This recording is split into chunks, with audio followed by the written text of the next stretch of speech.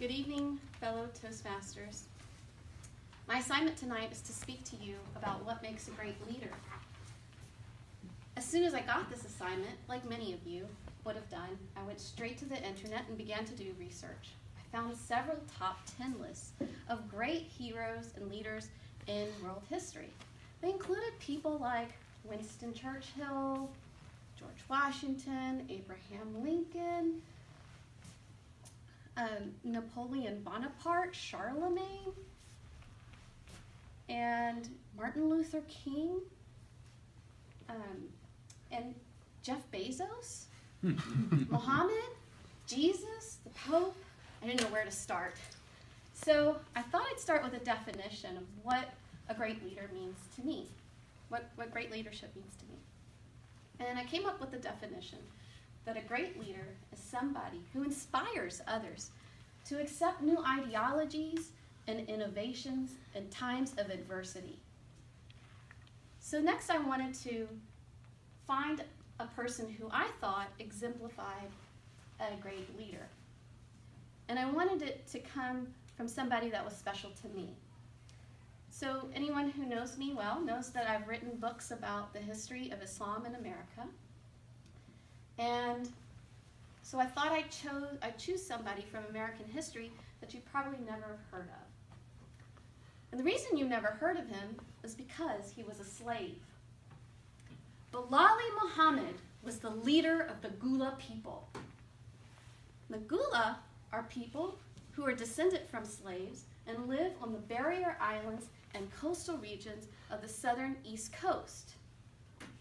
You may think you don't know that much about the Gullah, but you actually do.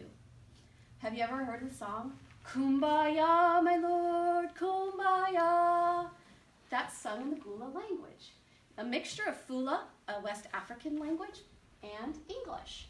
Have you ever had a great bowl of gumbo? That's an iconic Gullah meal. It's not from French Louisiana, it's from Africa. Have you ever enjoyed the stories of Uncle Remus stories of Brer Rabbit? Well, those are Gullah stories. How about a great performance of stomp dancing? That's a Gullah tradition as well. So you see, you have heard about the Gullah because they have influenced American culture in so many ways. Now, Bilali Muhammad was handpicked as a slave by his master, Thomas Spalding, because of his knowledge of raising Sea Island cotton and coastal grains. Thomas Spalding had purchased the entire island of Sapelo Island, and he depended on Bilali Muhammad for survival skills on how to live on this island. And Thomas Spalding didn't inherently believe in slavery, so he gave his slaves a lot of freedoms that other slaves did not have in the South. For example, he required not more than 6 hours of hard labor a day.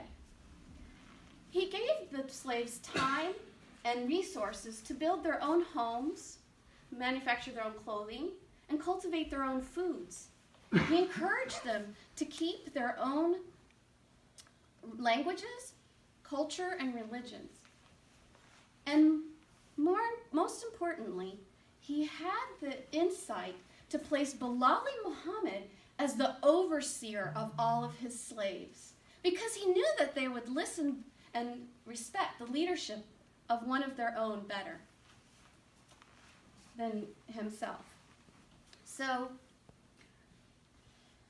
Bilali Muhammad worked hard to hold on to the things that were important to him, the things that were part of his identity that would preserve his dignity. And one of those things was his religion, Islam.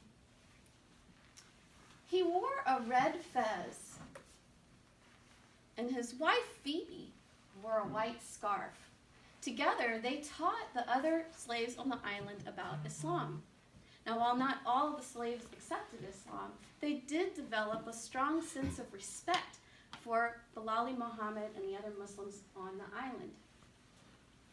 Bilali Muhammad and his wife established the first Friday prayers and 5 daily prayers on the island probably ever.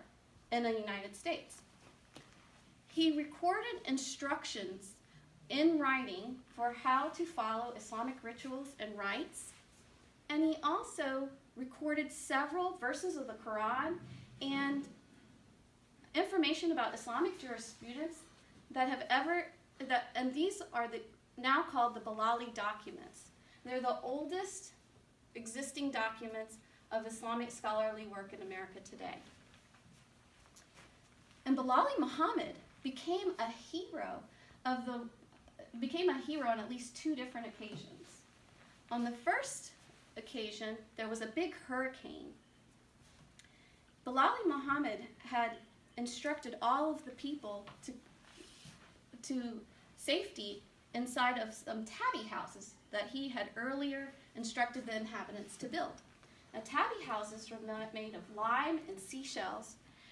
They were very strong and they were constructed in the African tradition. On a second occasion, he became a hero of the War of 1812. When Thomas Spalding left the island to fight in the War of 1812 himself, he gave Bilali Muhammad several muskets to guard the island. It is said that the British did not attack from the Georgia coast,